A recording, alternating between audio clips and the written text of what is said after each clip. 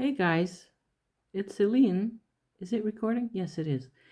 This is a new phone, and I haven't been on in a long time, and this is a new phone, and it just does things by itself. So seriously, I have no clue.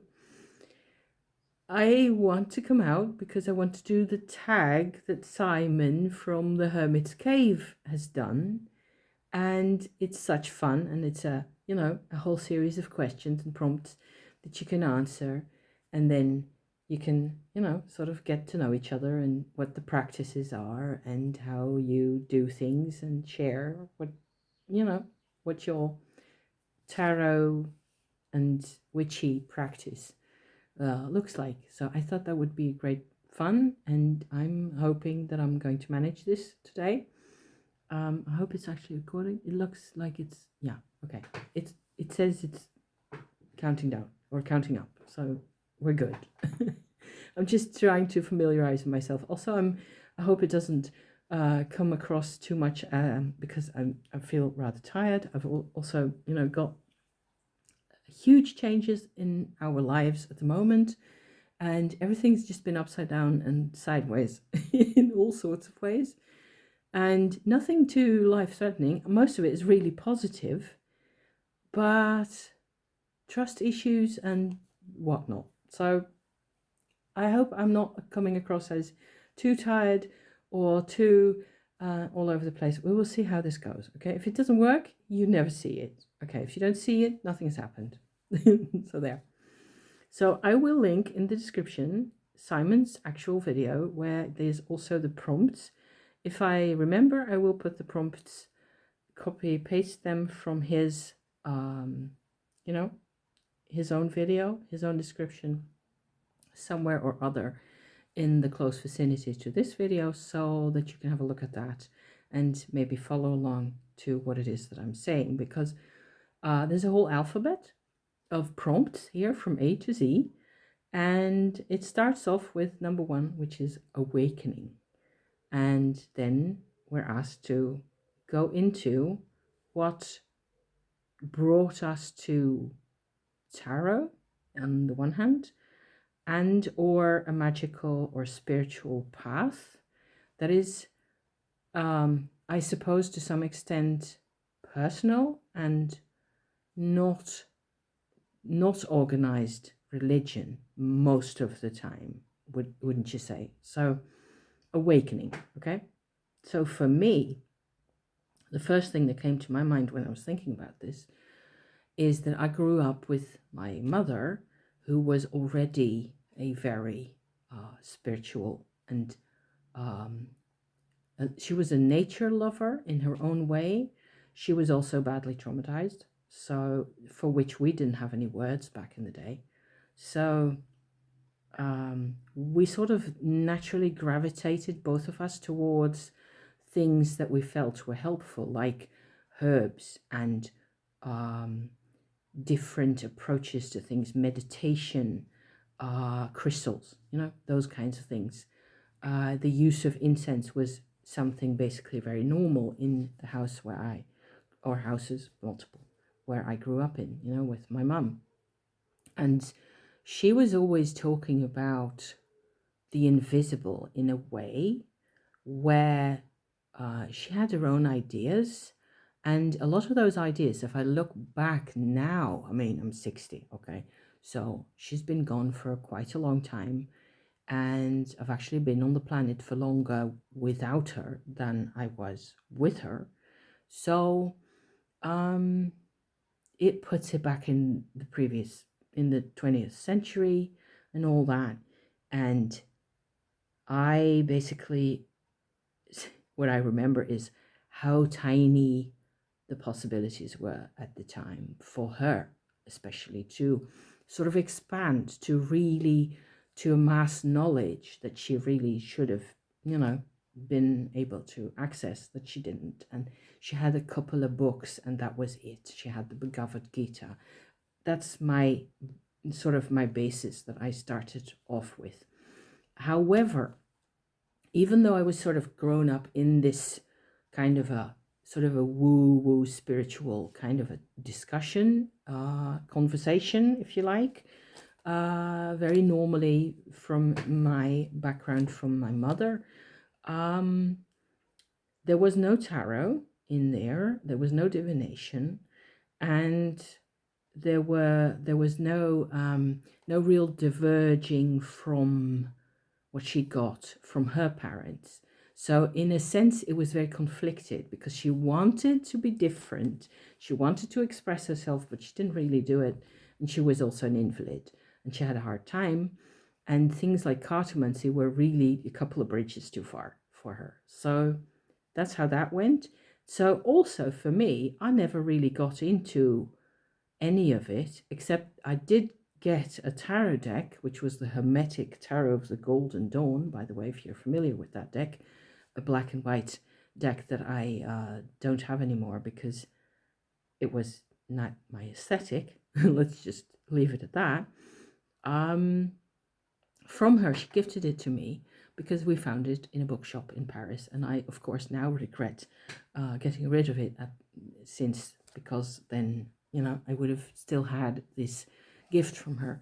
But I have had a very hard time trying to read with it and trying to figure out the meanings of the cards, and it was all so far over my head, and I had no clue, of course, because I was like, 17 or so, and I just didn't have the patience to study properly what the tarot needs to, what it has brought to me in between. So I'm going to be an hour and a half with these prompts, as you can tell, right? Because this is going to take forever to explain everything properly. In terms of awakening, there was never really any awakening until fast forward by now 6-7 years ago. I started my Kundalini yoga, my inner heat practice that I have been on ever since. I suppose before that, I have never been able to summon up enough personal conviction and inner sort of a consistency with the practices to call myself in any measure awakened to another dimension, another part of, you know, a spiritual part of life, or a spiritual path in any way. I had no, whereas also at the same time, I mean, I've been engaged in all sorts of practices for a long time before that, but it turns out that only very recently, actually last year, and I've been, you know, vlogging about this and talking about this on my channel a couple of times since last year, August, where I had this massive breakthrough. Before that, I was aware of the term, but I had never really realized that I actually suffered myself from something called depersonalization. And this is changing now.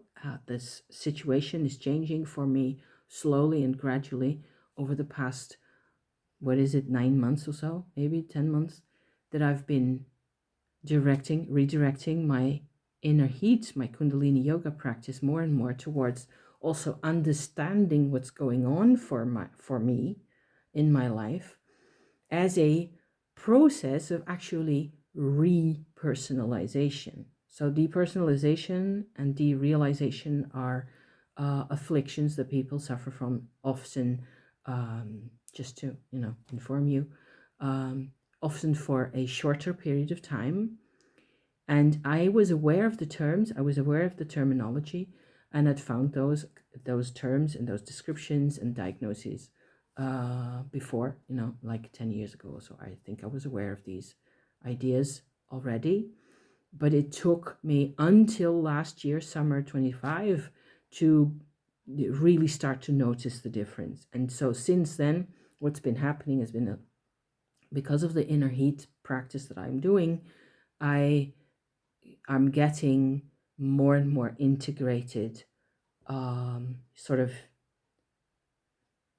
connected inside, integrated parts of my vibrational and physiological makeup, if you like, inside, that are starting to connect in much more and connect the dots and the whole actual lived experience of my life is changing and intensifying and becoming more and more real and um, rewarding and beautiful. And it's marvelous to experience this. It really is good. The memories of being depersonalized are less good. That's just part of the whole deal here. So, the reason I'm going into all this right now with the awakening thing is that this process, this is actually the core of my whole practice now, is that I am repersonalizing my whole life. This whole idea of there being a self to work with that is actually there in your life, that you are human, and your humanity means that you have a self that uniquely responds to things, that is not only a rational being. This is all new terrain for me. Okay, so I'm going to come back to the prompts now, where I will keep saying these things. This is the core and the sort of a central vertebrae of my whole experience, my practice, also with cards. So you might say I'm still being awakened every day. And every week or two, there's like this huge, massive experience that I'm having, which often has to do with cards. So if you're still here, thank you. And the cards are what makes a lot of the difference in this whole thing, because you need, structure to grab onto. Otherwise, I'm floundering myself. So, yeah. So, B, the second prompt, okay, in this whole lengthy tale of mine. B stands for beliefs in your practice, and then to what extent that they converge around cards, I suppose, for me. And how you look at your cards, whether this is one tarot deck that I've been using a lot recently, Tarot de Luz, a Spanish deck, just as to have something to show, to wave around, what I've always believed, so from day one that I started actually sort of sensibly think about the cards and how it is the tarot actually works for me in any given circumstance, anywhere. I have plenty good reasons by now to listen to the actual cards that I'm getting. Pull a couple of cards, and funny thing is, it doesn't even matter that much if I attune myself and align myself and calm myself down. I mean, I've tried to do those things because it feels better for me, of course, but then I might as well just slap a few random, regardless, just slap a few cards on the table. There's always going to be something comes out of it that is like, okay, wow, I wasn't aware of that, or some kind of mind blown or eye opener or what. So why I think this works, belief, right? B for belief, is that the tarot decks that we use, each and every single one of them, especially tarot decks, okay? My belief is that fundamentally a deck of 78 cards, and it can be 79 or 100 for that matter, doesn't matter, as long as it contains your majors, your minors, and your court cards, what it is like an accurate, complete representation, like an alphabet of a human experience, of human life, human experience, or of the world, depending on how you want to look at that. There's a completeness to potentially our experience and to potentially a card deck, even playing cards that don't have all the majors and none of that, But there's enough that it can all reference to bits of you and bits of your situation, and it falls into place. That's how it feels, what it feels like to me. So that's not so much a belief as something that I've actually experienced over and over, that they represent. The cards represent things. And if you sort of attune yourself to how they represent, then it works. Of course, you can also not be aligned, and then there's days that it doesn't align, okay? And then it's, gotta do something else those days. Prompt number 3. C, it says cards. What deck or types of cards are you most connected to right now?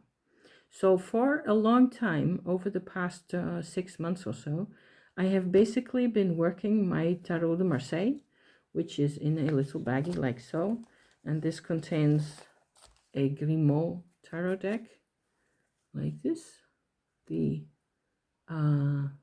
very simple Tarot de Marseille. I have used this. It has a little sort of a coppery gold edging that I put in recently, which I really enjoy because I sometimes re-edge my decks, because they have to be, they get a lot of use. It was like for a long time, for months on end, all I used was this. And I have this particular, way of doing like a circular cloth in here. And I have a set of witches runes in here that I've combined with the Grimaud Tarot de Marseille, where I pulled my cards and I would, sort of cast my witches runes over the top of them, and that would work out for me. Like maybe 1/4 of the number of times, and I don't do this often. It's like once every 2 weeks or so that I seriously sit down to proper, do a proper tarot card pull for myself, or a spread for myself. Very often the same. So, what I feel most connected to is not necessarily the Grimaud. I don't think this is very pretty. It's very clear. I like the clarity of these cards. They're like, this is when I always enjoy seeing, it's not that I don't hate it, but it's not particularly pretty aesthetically. So recently, I'm bringing this one out again.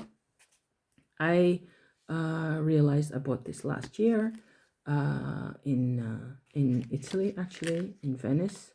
It was a wonderful opportunity to actually get this deck from a special place on my birthday, even. Look at the bunny rabbit there. So these are not your typical Rider-Waite, traditional interpretations. This is the 7 of Swords with the bunny, like that. So this is a bit different. I'm still trying to get used to this deck. What I have also used a whole lot of, many times, comparatively over the past couple of years, 5 or 6 years or so since getting it, is the Radiant Wise Spirit, a very basic Rider-Waite tarot deck that everybody, of course, knows, really well. Pamela Coleman Smith's artwork. There's the Ace of Cups right there. So if I compare the Ace, I won't be able to find it now again. The Aces of Cups out of these 3. This is kind of what I do most of the time, is work with because it's so easy to work, to get the meanings, to get the interpretations. And this one, the pink one, I love because of the very subtle kinds of the sort of watercolor pink pictures, and it's really personal and really emotional, and I really enjoy that. Sorry for saying really so many times. I'm trying to see if I can quickly get our Ace of Cups from this one as well. Cards. So I will use cards. I will use any cards. I tend to use, the more I have been in trouble and my life has been complicated and I haven't been able to understand what was going on really in my life, the more I tend to sort of return to this without even thinking about it, because I just want somebody to tell me whether it's where I'm going to is the 2 or the 7 or the Hermit, you name it, So it's like, but this is like, I wanted to say also, this is like a relief to my eyes, because it's pleasant to look at, because I enjoy the colors so much. So it depends a great deal. Here's an Ace of Cups in the Tarot de Luz, and here is the Rider-Waite Tarot. Ace of Cups, like so, and here's the other one. So you can see that this sort of sums up the difference in vibe in my actual tarot card practice, you know, most of the time. That's what it boils down to. Number 4. Let's just try to speed up slightly, okay? Because otherwise I'll be here all day and I will have said the same thing 12 times. The daily practice. I don't have a daily practice, certainly not with cards. I have a daily practice with inner heat, with Kundalini Yoga. That's crucial. Morning, evening, middle of the night. You know, that takes precedence over everything else. Next question. The evolution. The evolution for me is one of repersonalization. And it is very vulnerable and very strange often, and also very gratifying. So it's very confusing. And oftentimes I don't know from one day to the next how I'm going to feel about things. Also, it turns out that I'm a lot stronger than I thought I was, and I can let go a lot more of the rationalizations that I used to have for everything. Less of that, and unsettling and weird, you know. So, but times are weird. The world is, at the moment, I mean, this is 2026. I don't need you don't need me to tell you how weird life really is, okay? Next question. Favorite tarot deck or card working or approaches with cartomancy. And my favorite style then sort of falls apart into whether I need to be in control of what's happening or not. That depends on, because of my sort of psychological turmoil that I tend to be in a lot of the time. If I go for something a little more aesthetic, I will choose this one, or you know, a similar kind of a deck. That's the Death card. Yes, there you go, like so. So that's an aesthetic. I don't often allow myself to have just the freedom to just choose whatever I like. I've got quite a number of other decks, but most times I'm sort of panicking about, I need to have some answers, some clear answers here. So it's either the TDM or the Pamela Coleman Smith deck. So it also depends a bit as to favorite. I didn't bring that one out. I should have. Visually, if it's about an aesthetic, there's a couple of long-term favorites, like for example the Enchanted Tarot, that's made entirely out of fabrics and sort of crochet and sequins and embroideries and things like that in it. I love that deck. That's just that one stays, and it comes with me on holidays, and I just take that out a lot, especially in the summer though, if the weather's improving. Another favorite in terms of visually and aesthetically also, to some extent, is my Voyager tarot deck. That's an old one. That's a collage deck made from old, you know, magazines and magazine photographs, and all torn up and glued together. And I got that gifted years ago. And I have used it much more than I was expecting. And it's also, because it's very vintage looking, it's very reassuring to me. It has a dimension to it, both the Enchanted Tarot with all the textiles and the fabric and the stitches and bits, which I personally enjoy working with fabrics a lot. That's one that's very comforting. And the Voyager Tarot is visually comforting because the visual aesthetic is analog photography, I should say, from the 70s and 80s. So it reminds me sort of viscerally, and I'm not even aware of it, but it reminds me of when I was growing up, So it's like there's a solidity to both of those decks for me that is coming out more and more as I discover what I really like, instead of just going through the motions like a depersonalized robot that I used to be. So that's the favorites bit. So it depends on whether I let myself enjoy tarot at all, which is not all the time. A lot of the time I'll just go for a quick answer and a quick impression of whatever it is, when I might just as well go for what's pretty and just take up a little more time. It's not that important, Okay, the next prompt is about the guides. We're in the G, letter G now. And so, do we have guides? Do we have spirits, ancestors, those kinds of connections?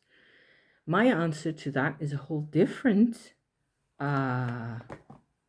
it's cards, but it's not these cards at all. I am talking, of course, about the decks that I have been referencing on my channel a few times already, and they are over here in a different bag. Also, see, fabrics and knitting and so on. Knitting and crochet and spinning. Those are my vibes. This is the Occult Tarot by Travis McHenry, with this infamous red, edging, red metallic edging, and black backs with a sigil. And these are spirits of the Goetia, mostly. So this is a whole separate ballgame. And what I have been doing a lot of the time, in terms of guides, I will go back into it in other prompts, okay? This will come back. Funnily enough, I have an interpretation of these spirits. I have a whole sort of a private, personal, not completely private, like a personal version of what I call the underworld. I have a special big notebook that I'm making, in the process of making, which I will show in a bit as well, where I go into all these encounters that I have with these. And what will happen is that I draw cards, often just these cards, okay? And there's one that stands out. And then from there, I go into this. And from here, there's like other areas where you can go, because I also have the Angel Tarot, which is like the same maker. Travis McHenry made this deck as well, which is sort of celestial presences and beings. And these are, so there's lists for all these, and they're connected. The demons and the angels are, some of them, are connected to some of them, and so on and so forth. I work with these. I work with channels on YouTube that give channelings and information, and the vibrational qualities, channeled through them, of these spirits, and I work with those. It's been a wonderful way of mapping out aspects to things that are really traumatized, especially demons. I see the demons, so the underworld spirits, as that have been demonized and ostracized from polite civilization and conversation. I see those as that's trauma. They're like, they represent those aspects of ourselves. So that's my guides situation mostly. I cannot say I work with ancestors except for my mother occasionally, where she's suddenly just there. She appears sometimes, but there's no way I can ask really, or I suppose I can ask for her to come, but I don't really. I just think I should manage on my own mostly, but sometimes she's there, yeah, and that's helpful actually, so it's quite positive. But it's not like she's helping me do the things I need to be doing. For that, I have my other guides, my other tools. So healing, H, okay, the next prompt. I have to, again, just bring out everything I just said about my underworld. The underworld I see as an area inside us, and it's not just inside me. I believe it is more or less universal, except the concept of the underworld, I think, is pretty much universal, but it depends on who you are, whether you're going to visit it consciously at all. Maybe you only visit it in dreams, and that's fine, and that's enough. But it has to do with emotion that is not as easily accessible to our conscious way of thinking about things. And a lot of it also has to do with how social our lives are. My life is not social. I live alone a lot of the time. I have my husband who comes home from work, and he's my connection to the normal world, the muggle world, if you like. And the rest of the time, I look after our house and I do my things in here, and I'm quite creative. I need to be creative in my life. That's the most important part of my life, really. So healing definitely has to do with working with spirits, but also in realizing and sort of self-acceptance, the same as everybody else, because I'm nothing special. It's just the tools I use and the way I go about things are a bit different from what other people do. And if there's one thing that's different about me, it is probably that I can concentrate on a meditative state or a trance-like state rather well. That's the only thing that I've got that maybe is a bit more rare in the world. So, yeah. Which brings me to prompt number, however many that is. Intuition for I. Okay.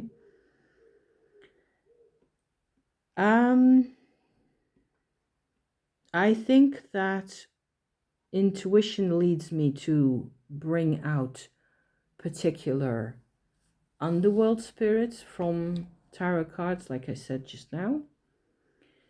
There's a way of reading the cards where you feel what's in your hands, and some of them are warmer than others somehow.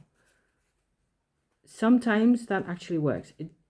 It takes quite a bit of a tuning for me, and some days it's really easy and self-evident sort of, and it's often, my theory is that you shuffle your cards in order for your hands energies and your cards to interface with each other, to sort of be exposed to each other enough times, and then at some point you've just held every card often enough, and it's like, okay, this one's warmer, this one's more intense or more present than the others, and this one from this group. I will often go through my deck and it will be like, okay, this portion of the deck, this is where it's at, and maybe just one or two more. Okay, and then, okay, in this group, I will just feel for the right kind of energy,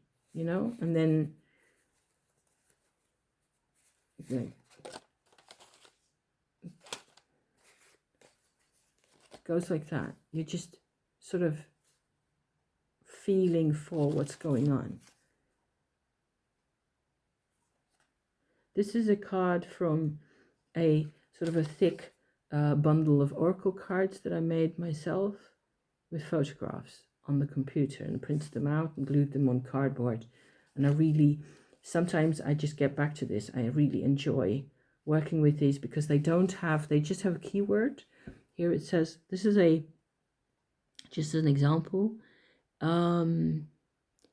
It's a stone, a slab of I suppose, granite or some type of really hard rock in the forest on a hillside in the east of France, where I used to visit a lot of the time.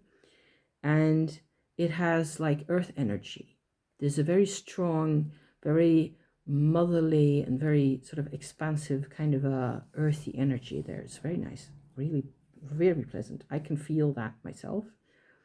And the other one has, that I showed just now, has blue gentians, so wild Alps, altitude flowers, blue, very blue. And so there's lots of these. There's like Amanita muscaria right there. There's a whole thing about those. There's paintings and drawings that are photographed and put in there, and each time it's not about, this is a very free sort of an oracle. So there's a prompt about oracle cards. I will go a little more into these when we get to oracle. Intuition is about that warmth, if I let myself, which is like 10% of the time, because the rest of the time I'm like, try to organize everything myself, mentally control what's happening. Bad, because I've just been, that's how I grew up, The J stands for journey. Let me see what I wrote down here. The journey so far. I have no idea. I don't know what to tell you. I would not leave the house without cards. And if I had to leave, if I had to go to the desert island, I would definitely bring more or less what's on my table here, and never mind the rest. I need some type of tarot to figure things out, because otherwise I will not know how to. I will probably go ahead and make one if I'm on a desert island and I don't have nothing. I will have a piece of charcoal and some old newspapers, and I will fabricate me a tarot deck if I have to. It'll work. I will manage. I will just put the numbers on the, even that. So the journey is that it has to include cards for the system in order to chart things out for myself. I always feel better if I have a little sense of, sometimes the messages are quite uncomfortable. Like this morning, for example, it was like swords and cups in my spread. And I had like 8 cards or so, and it was 50-50. And I felt like, yeah, this is me at the moment. It's like I am mentally cogitating and trying to keep track of things, and I'm emotionally all over the place. Cups, and connecting much more. So it's not all negative. It doesn't have to be negative. It just depends on how I look at things, right? So self-acceptance is hard. So the journey is towards self-acceptance, like everybody else. The knowledge, the K for knowledge. What the hell?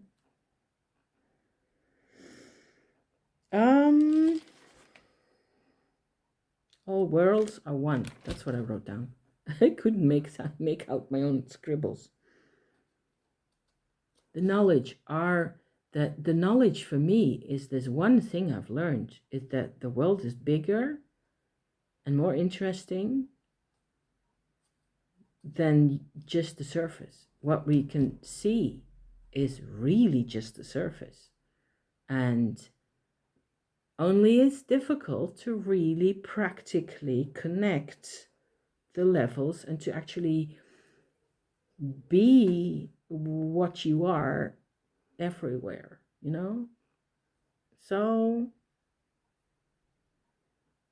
it's so interesting how this world is just the surface. It really is just the thin, what you see here, the screen.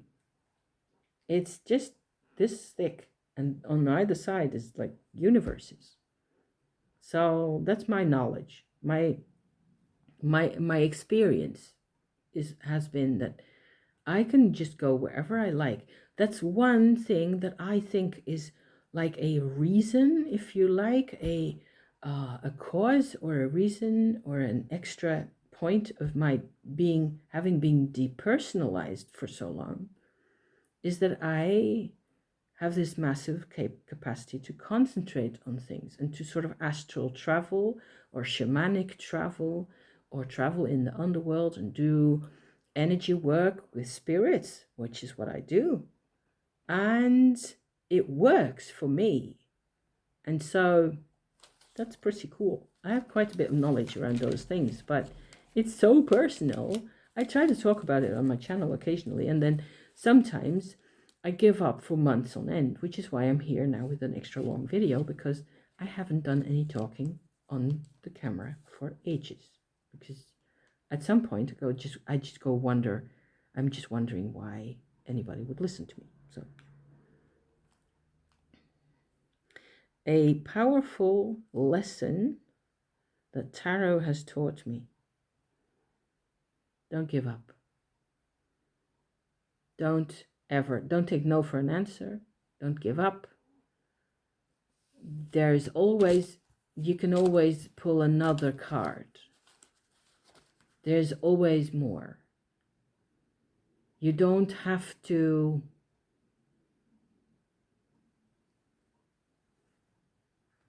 and I often, I don't do enough with what I'm given. I might do more.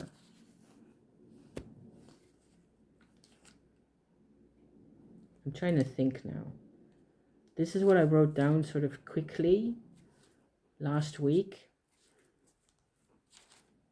And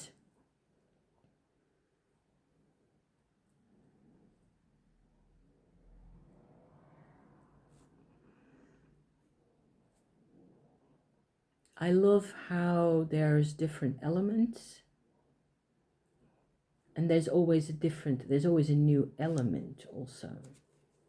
So what I do often is like I go through my deck and I've pulled my cards for my spread that I was doing like intuitively or like I showed earlier. And then there's a card that comes up or there's a card in a different deck. Sometimes I use different tarot decks at the same time. And I'm going, okay, now I need to know I need to look for my lover's card, for example, which is my year card for this year, and look what's on either side of it. That's something I do very often. It's a bit of I think it's a trick, really. It's not really very intuitive. It's just you take what the deck gives you at the time, and then you get these interesting combinations where suddenly there's like surprises in there.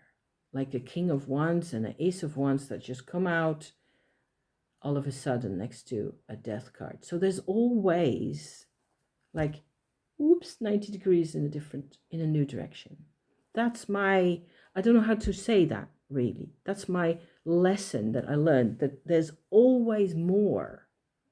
So that to me, that's really satisfying. It's like there's no walls, there's no brick wall in tarot where this is it, that's it, you're done. No, you're never done. Okay, so that's pretty, I like that still. Okay, the next one I thought is kind of funny. The M is for myth or misconception that you're supposed to want to debunk. And I wasn't going to debunk anything here, because the myth or misconception that I see, that I felt like sort of 50-50 about, is that tarot is creepy. And all this, especially with this law, and as here, Azazel, the Ace of Wands, right there, okay? I don't want to debunk that tarot is creepy. I don't. Because it's the creepiness that makes all the difference. And the more, for me, that's where I feel best. I feel most like I'm actually making progress with all the weird, endless weirdness in my life. The only thing that makes sense are the creepy bits. The weird, vanished twin symptoms that my husband has regularly.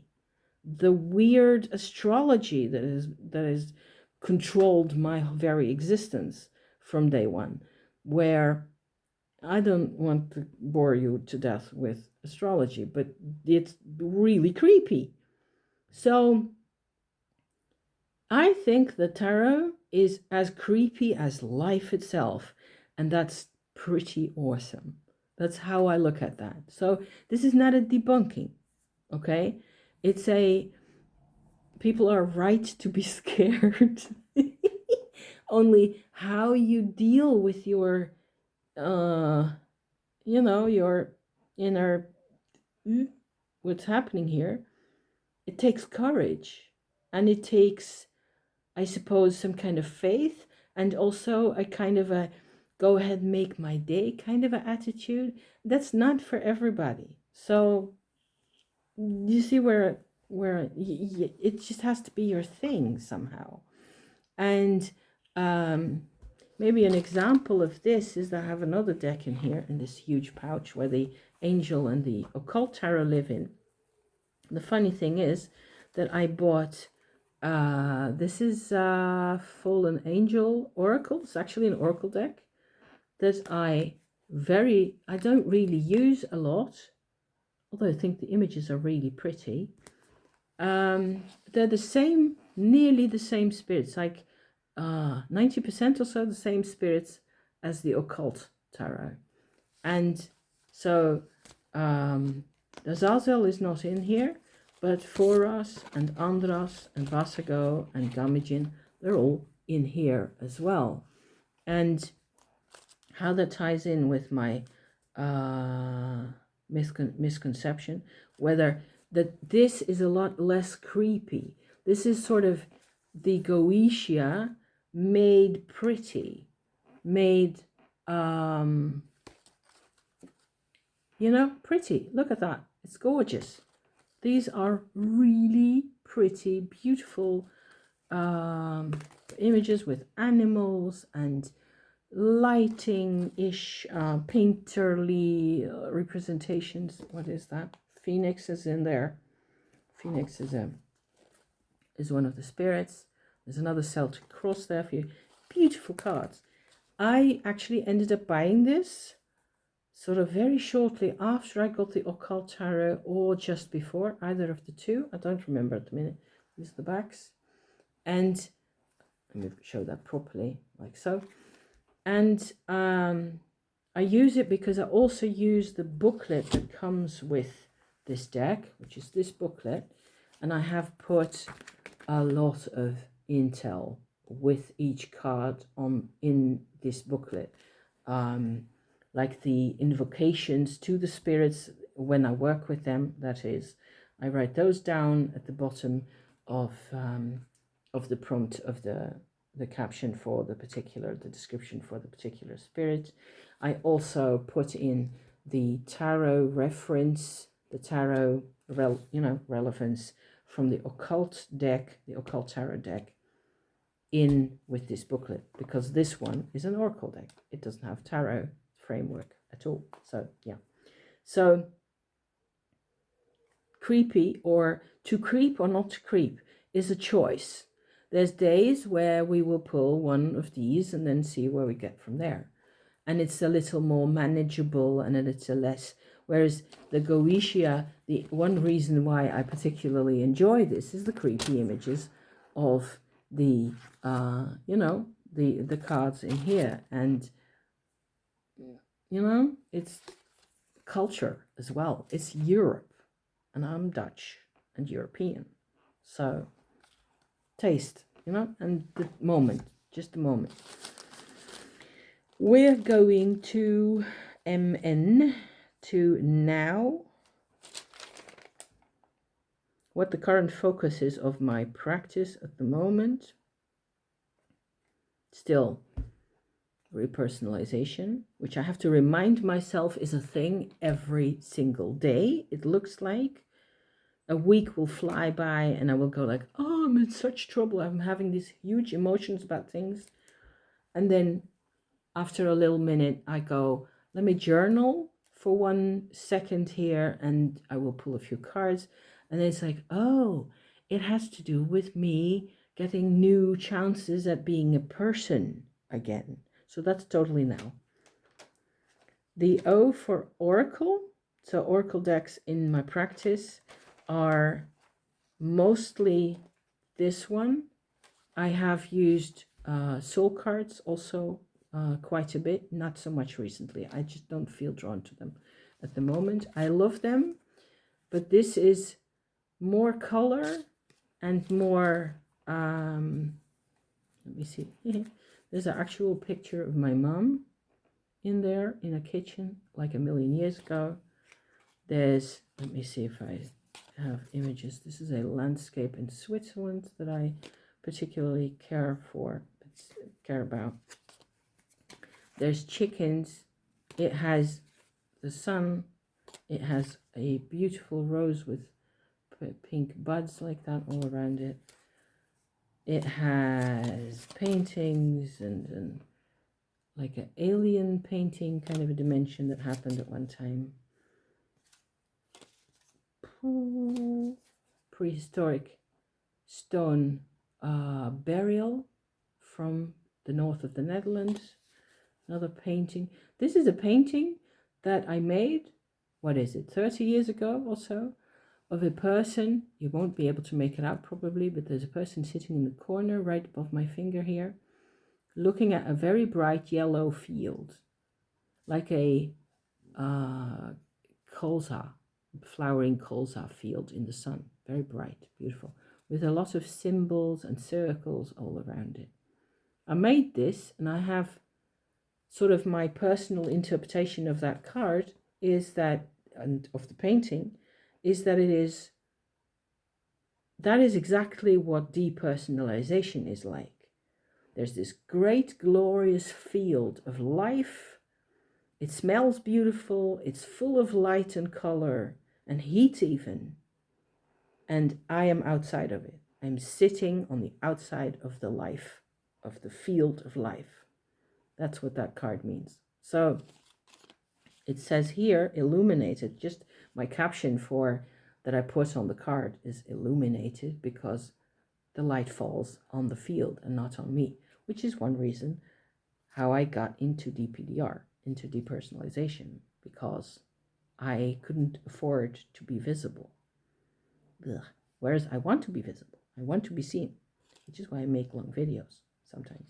So there's much more here. I just made my own deck with ideas. I scraped together a whole bunch of images that I had, and I put them on the computer, and I made little pretty cards out of them. And it's actually my favorite oracle to pull from.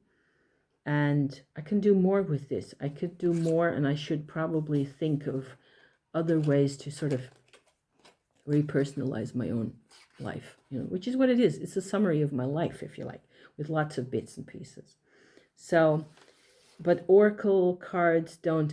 I have a Sacred Earth oracle, which is right behind me here, and I love it, and it's beautiful. I love looking at the cards, and I don't use it because I don't have the patience, because I'm too uptight most of the time. So, yeah. Life purpose. The L-O-P-Q, yes. Oh, it's P. It's life purpose. The P for prompt for purpose, okay? I have no idea. Because it's so weird. And the more I go like, okay, it's weird. Let's bring it on. Just give me the weird, I will see what comes of it after.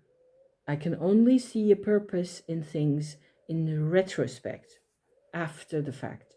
And the more I see all sorts of purpose in things, especially if I include discussions of past lives, which I don't want to do right this very minute because we'll be here forever.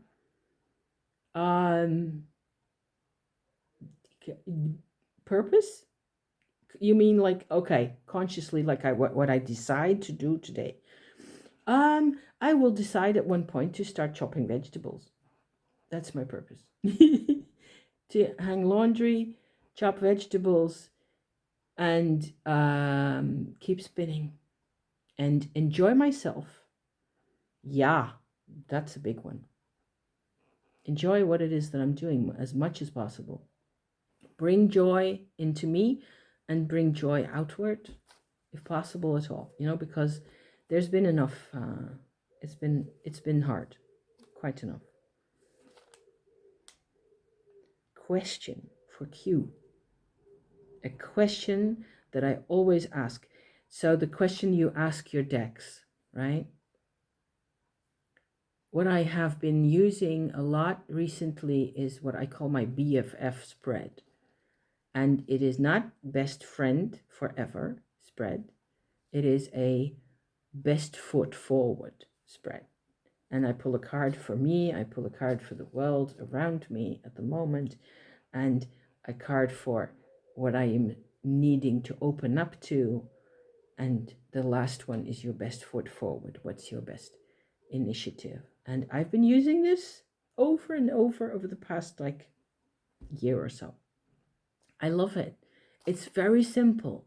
And the simpler it is, often the easier it gets for me to just get on with it, and get started on something again. Like, for example, you pull, I don't know, let's just do one, okay? I'm just going to grab my Marseille again and see whether we can make this work. So you can sort of see what it is that I'm going about. I'm just going to quickly go like on this side, for example. Let's pull these two here. I have got a 7 of coins. This is me right now, okay? And I'm going to go for these 3 like this. So me, 7 of coins. The 8 of swords is the world around me. You're allowed to do Rider-Waite interpretations if you want. What I need to open up to is again a 10 of swords, which I saw this morning too. Hallelujah. And then again, the best foot forward is the 3 of coins. I will often, for these, use astrology, the astrological references, which since I do astrology, I see those not as decans, the cards, but as placements. So actually, what is it? Mars in Capricorn is this one. Sun in Gemini is this one. And Jupiter in Gemini. And Taurus, Saturn, right there. So that's how I will interpret these Grimaud cards most often. And so that means for me, Saturn in Taurus means to me, it's a very slow kind of an approach. I am slow at the moment. Maybe it doesn't look that way. I don't know. To me, it feels like I'm slow, definitely. The world looks to me like an 8 of swords, like it is very difficult to have hope at the moment. What I need to open up to is the 10 of swords, the sun in Gemini. So there's always a different perspective happening at the same time as our own. It's not death. It is not, there is a beyond the shock of it's like there's an agreement and then the agreement ends and you're at a loss how to continue. There's always a next perspective, and especially a point where we need to listen again to each other. Start listening. And so obviously Mars in Capricorn means that takes not just work, but dogged determination. How I see Mars in Capricorn, right? So just a snippet, just a tiny little version of my BFF, what the BFF spread actually looks like most of the time. Question, yeah. Best foot forward, 3 of coins. Okay. Often that's my response. Okay, I can do King, the Knight of Pentacles or something. The ritual for R, what do you do before or after your spreads? I try most of the times in terms of ritual to just get calmed down enough to feel into the cards, to feel the differences, whether there's vibrational, or some card is pulling at me more than others. Why is that? And then work from there to calm down enough. It's the whole ritual. I don't do ritual ever because it just doesn't happen. I didn't grow up with ritual. I don't dedicate things, but I will gratefully accept things that have been dedicated. Like, for example, where is it? My very beautiful chrism. I was going to pull out my chrism. It's in here somewhere. Sorry, it's a mess. I can't find it now. Moving on, because we're an hour in. Sheesh. Other spiritual tools. Crystals, all the time. Calcite. I have a great, beautiful calcite here. This one, oh, there's my crystal. It is there. It was in full sight all the time. This is oil. Greek Orthodox, sacred, sanctified oil. Crystals. Heaps of these. Amanita muscaria, dried and burnt on charcoal. Very clarifying. Beautiful stuff. It takes a little getting used to. It smells nice, like toast, kind of a way. I recommend that if you really need to sort of open up your practice. It's gorgeous. It works into your heart area as well. I love it, and I haven't done it enough recently, so we're going to plan another session. I'm all about mushrooms anyway. Wild red flycap mushrooms. Don't eat them raw or anything because, nah, I don't think that's a good idea. People use them all the time for all sorts of things. So I think it's just part of witchcraft. Be safe, and you're responsible for your own actions, especially in the craft, more than anywhere else. So yeah. But that's a definite spiritual tool of mine. Like once every 2 months or so, maybe. And crystals, more often. Incense, mugwort is another really great friend of mine that I burn, not for visions or anything in that order of business.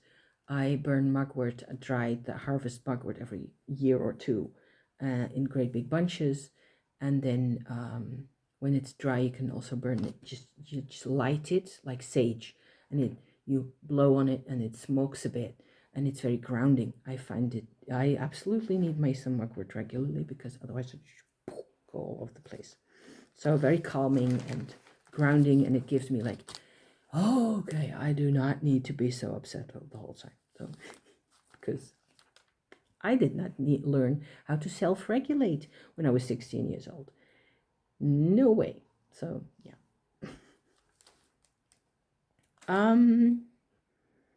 How has tarot transformed you? Transformation. I suppose it has helped me to survive in chaos and to remap what's going on a lot of the time. After everything I've already said, I suppose that makes quite a bit of sense. And from being so chaotic and so depersonalized, I mean, it has allowed me to keep track of what's going on in this whole practice and this whole path of mine recently. And especially because I'm being forced by my Kundalini yoga practice to face up to things, to face up to, not really being a part of human experience for so long, for way too long. It was nasty, it wasn't supposed to be. So this is a big transformation, but it wasn't done by tarot, it was done by inner heat. And it is still being done. And I need my cards for everything, every step of the way. Unpopular opinion. An unpopular opinion that I hold. A U, okay, for unpopular opinion. Any deck will do. Any complete deck of cards, preferably tarot cards, will do for me to get my mojo on and I don't really care a lot about pretty pictures and all the recent, you know, endless. I see endless um, presentations and sharings of new decks, and it just makes me sick. The quantity, the volume of decks that are being produced, where I personally feel like it's 100 to a dozen. Like it's a question of taste, of course, and I'm not saying that there shouldn't be. It's great that there's this many decks out and that it's selling and that we have this much of a witchy, um, you know, that it's this strong in the business these days. But I don't care. I don't buy. I got myself my ancient Italian tarot finally today, after sort of holding off against it for a year or so. And Simon was, chanter les louanges. He was rhapsodizing how how beautiful it is, and he's right. It's gorgeous, but that's ancient. It's an ancient deck, and it's called ancient, and I like it a lot. And I finally caved today. So yeah. So, but an unpopular opinion is definitely I don't care what images you're showing me. It's fine, either way. I just care about what's underneath, what I need to sort of get at from underneath. The values, the V for values that are important. Oh yeah, I wrote down my value in my life, in my actual practice with these whole bunch of these decks here that I've shown you. My basic value that I think is crucial to me is that I welcome the dark side. And I use my Goetia and my demons and my anybody, Satan, Lucifer. I'm not scared anymore of any of them because I have a particular, and that's directly connected to my inner heat and my Kundalini yoga practice. I can afford to welcome the dark side, if you like. So, my value in that is that you shouldn't repress what's inside you. You should find ways to transform it. And my way to transform it is through feeding your demons. So it's called Chud.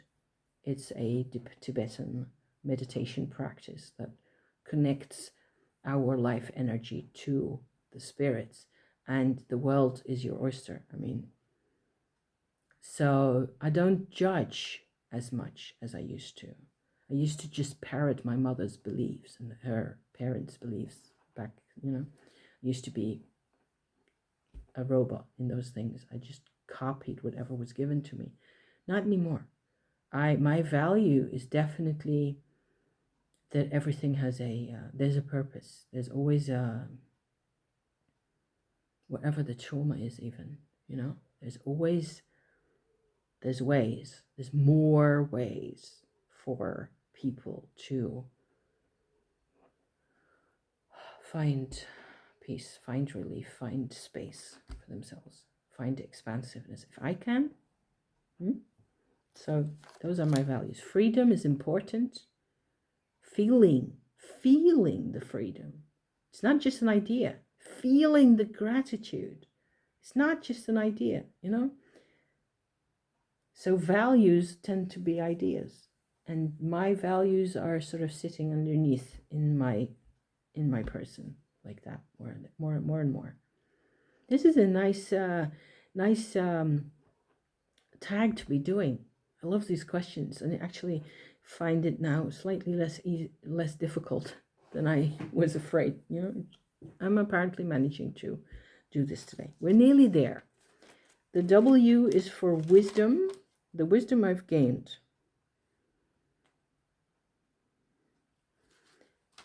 I'm coming back to the values. to not judge.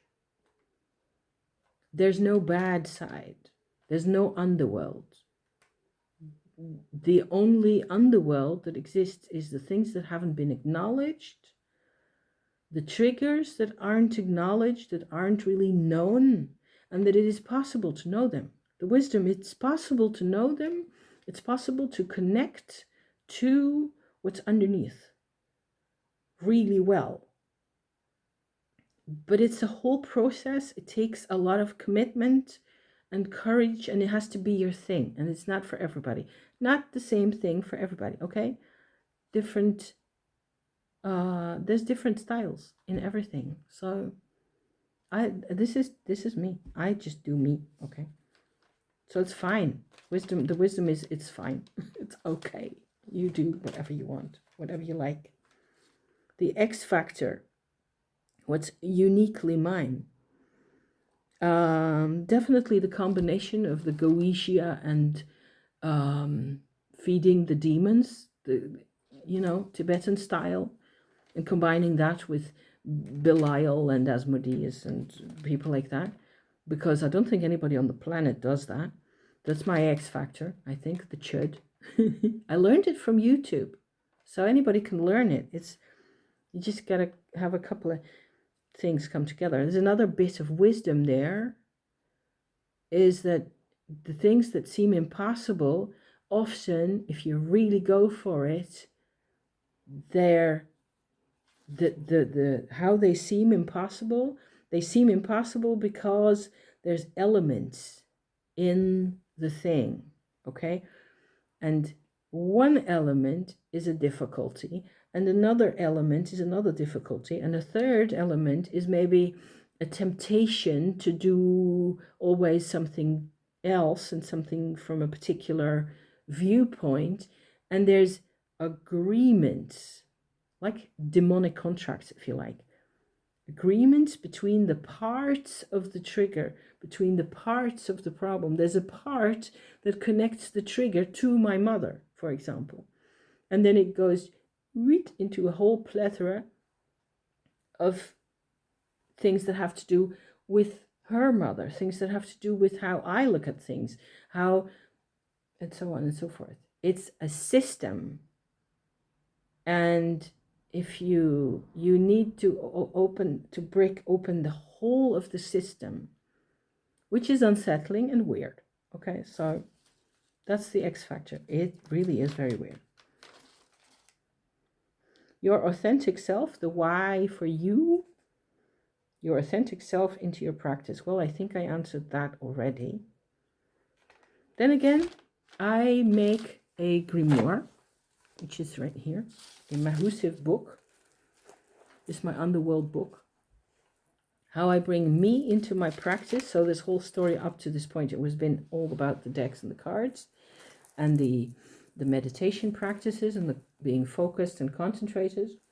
This actually has me in a lot of ways. And I think I'm going to also show this as the zenith of my list here. Your highest goal, which of course is to live forever, in my case.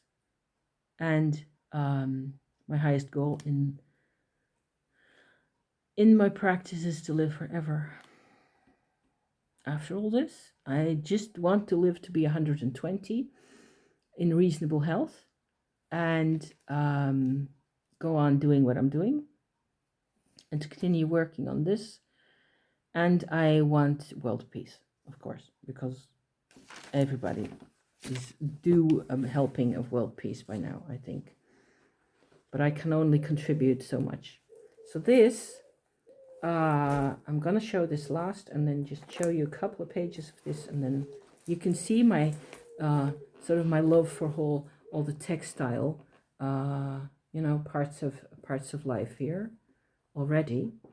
And it has a lot of details. It's like a junk journal, completely gone crazy with all this is Indonesian fabric, and every piece of fabric on here has a history or something. There's lots of photographs like this, printed out bits, lace envelopes, and I write in this my interactions with my spirits. So I have another write-up coming very soon. There's another page that has a lot of fabric in it. Let me put it like this for a bit. I was going to do a junk journal update anyway, but here, for example, here's an example of how I put my personal life into my practice, my authentic self. I would have to say with paint, always. And maybe the best example for that would be over here.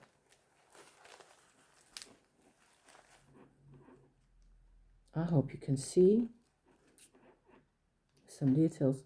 Let's not go into the details. Let's not go into how that's important or what it means necessarily, but this is what it means to be creative for me. It has lots of the same types of color all over, lots of even printed out images. Here's another one. That's the one I was looking for. This is an episode of a demonic feeding the demon kind of a journey, where I painted this figure in the middle is the demon, and it's like the moment the demon tastes the energy of the food for the first time. The demon in question then resurfaces after a while in this form. Okay, this is her. It's the same sort of a part of the spirit world. And in this particular interaction at this time, I have another spirit sitting on the side here with blue wings. It's Beelzebub. The middle one in the dark, coming out of this dark surface here, a dark hole, is Zepar. And on the other side is another spirit, and there's another one. Where is it? Here, I think. There's several spirits that came to help because I asked. Because I've already done this process for over, 2 years or so, nearly, I think. So in this journal, I write down what I experience, what it looks like, what it feels like, and I make paintings if I get a chance to do them. And I illustrate the things, and I make more. And so recently, like a month or so ago, I had to enlarge the spine of the book to twice the size that it was, which is a whole thing, because then you have to cut it open and re-glue everything and make new fabric pieces to have everything come together again, and to be, so you can actually handle the whole, thing without everything falling out and going to pieces like that. So this has become more fun than I ever dared hope it would be. And I think the zenith is that also. The zenith and the you, the me, the authentic me in the practice, they're the same thing. To enjoy what it is that I'm doing even more every day. To keep looking for, and not against all odds, no, to keep searching for the authentic joy that is underneath all the pain. Joy is the basis. Joy is God, if you like. So on that bombshell, I'm actually going to quit my video. It's 1 hour and 19 minutes. It's the longest I've ever done. If you made it this far, thank you so much for watching. I hope you watch this in 5 episodes, because gosh darn it. Thank you. And let's move on. Move them out. Okay? Thank you. See you next time. Bye-bye.